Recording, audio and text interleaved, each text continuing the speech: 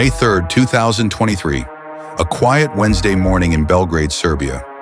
Students at Vladislav Ribnikar Elementary School had no idea that their world, so filled with learning, laughter, and youth, was about to shatter forever. Are dead after a shooting at a school. Now, this happened in the capital city of Belgrade. 6 other students, as well as a teacher, were wounded. A 14-year-old was arrested in the schoolyard in connection to this attack. Police say the boy had opened fire with his father's gun. Vladislav Ribnikar Elementary School, located in the Vračar municipality of Belgrade, was known for its academic excellence and vibrant student life. The school served as a second home to many children, fostering a sense of community and belonging. Before we go deeper into the events of that dark day, let me tell you a little about the shooter, because understanding his background may help us ask the bigger question, why? Kosta Kikmanovic was a 13-year-old student at Vladislav Ribnikar Elementary School. From the outside, he seemed like any other 8th grader, smart, quiet, polite. He came from an educated and well-to-do family. His father, Vladimir, was a prominent radiologist. His mother, Miljana, worked as a marketing executive. Both were respected professionals in Belgrade's upper middle class. But behind that polite exterior, something much darker was growing. According to classmates and teachers, Kosta had recently become withdrawn. He no longer participated actively in class.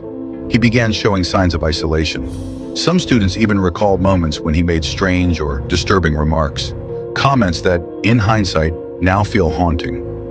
Kosta was fascinated with weapons. He played shooting video games excessively, but more worryingly, he had visited a gun range with his father on multiple occasions. Investigators later revealed that he practiced shooting live rounds just weeks before the attack. Police would later uncover a notebook in his school bag, a meticulously drawn plan. It had names, routes through the school, a hit list. This wasn't an impulsive act. It was premeditated. Kosta had written the time of each planned killing, selected which classrooms to hit, and even listed students he intended to spare.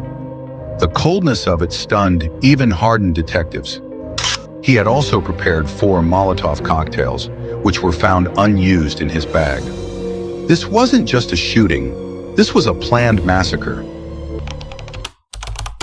On the morning of the shooting, Kosta arrived at school just like any other day.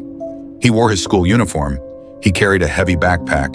Inside it were 2 handguns, his father's legally owned CZ-75 Shadow 2 and a Ruger MK3, and those homemade Molotovs. At 8:40 a.m., he pulled out the CZ-75 and shot the school security guard, Dragan Vlahovic, multiple times. The 53-year-old man had worked at the school for years and was known for greeting each child with a smile. He died instantly, trying to protect the very students he had watched over every day.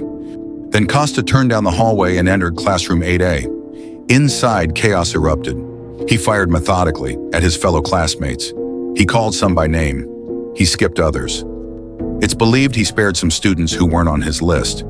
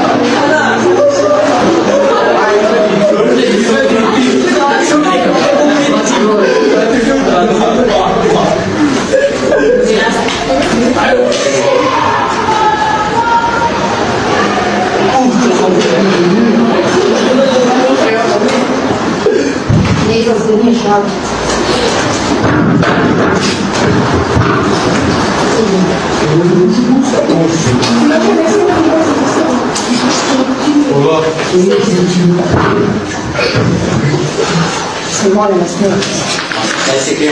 nije ništa smiješno, stvarno. Da, kako te malo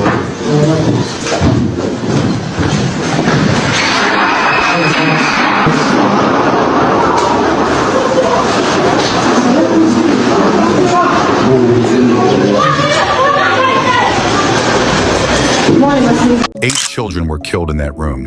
The sound of gunfire echoed through the halls. Students and teachers locked doors, ducked under desks, and called their parents in terror. Some children leapt from windows to escape. Costa exited the classroom, reloaded, and was allegedly on his way to another room when the school principal and a gym teacher confronted him. He calmly placed the weapon on the floor and said, "I'm done. I've called the police." And he had. Minutes earlier, Costa himself had called the police to report what he had done, before they even arrived on the scene. Police arrived within minutes and took him into custody without resistance. At just 13 years old, Costa could not be held criminally responsible under Serbian law. Instead, he was taken to a psychiatric institution where he remains under strict supervision. The entire nation would soon be asking, how does a 13-year-old become a mass murderer?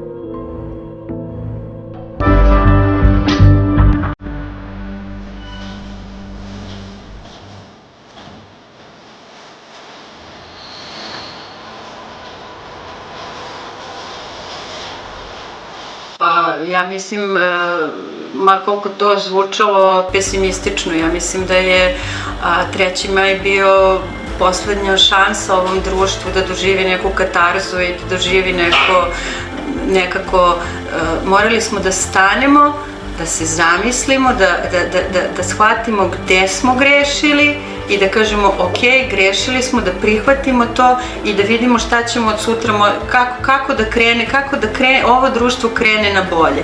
Sama činjenica da je nedelju dana kasnije da su se deca vratila u istu tu školu, u istu sredu, sa istim rasporedom časova, vam takođe govori da je država brže bolje nekako želela da napravi neki osjećaj normalnosti i da se prosto nekako cijela stvar i ceo 3. maj zaboravi i da prosto samo život nastavi tamo gde je stao 3. maja ujutru.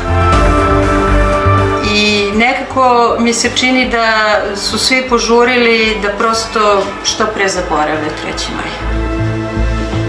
I to je ono što mi radimo svi zajedno, bukvalno od tog 4. maja, jeste da se borimo na različite načine da se 3. maj ne zaboravi i da prosto da osmislimo, da nekako osmislimo žrtvu te naše dece, jer naša deca se stalno po definiciji su žrtve, ali žrtve čega? To su deca koje su posle nedelju dana prolazila kroz hodnik gde su ubijene Dragan, Ana, Bojana i Sofija. Oni su nedelju dana kasnije išli da vide gde se to desilo. Ja se izvinjavam, ali ja mislim da to nije normalno.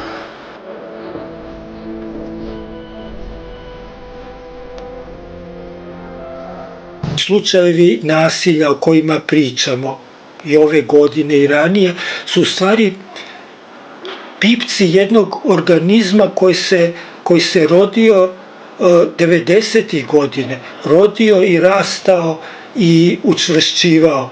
I da dok se ne bavimo tim organizmima, već se bavimo samo tim pipcima koje povremeno vidimo, a mnogi pipaka smo svesni, ali su van našeg domašaja i moći javnosti da ih vidi i protumači. Dakle, dotle nećemo razumeti situaciju u kojoj nalazimo.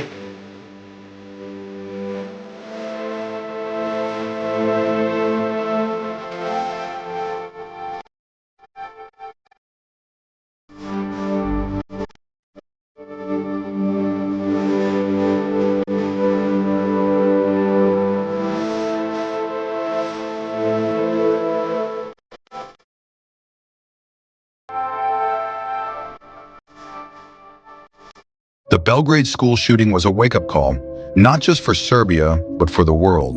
It highlighted the importance of vigilance, mental health awareness, and community support. As we remember those lost, we must also commit to building a safer, more compassionate society.